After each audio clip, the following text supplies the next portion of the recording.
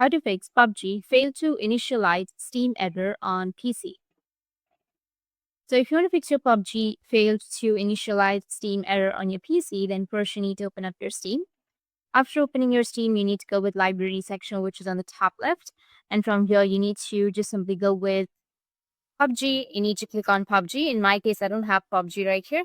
But if you have PUBG, you need to just simply click on PUBG. And once you click on PUBG, now you need to go with the task bar. Right click on it, go with Task Manager. Once you're on your Task Manager, you'll have this kind of interface. Now you just need to simply go and search for Steam Client.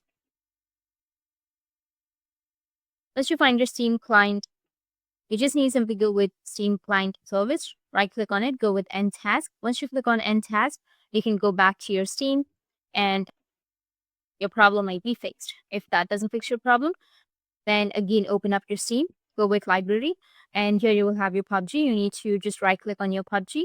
Once you right click, you need to just simply go with Properties on your PUBG Battleground.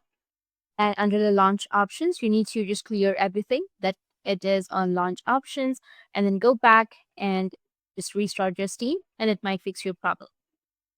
Or the third solution is you need to open up your Steam again and go with Library.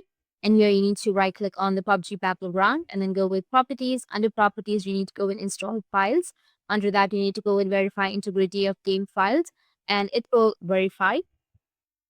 So Steam will verify and repair any corrupt files it finds. After that, the error should be gone. If not, then a complete reinstallation should fix it.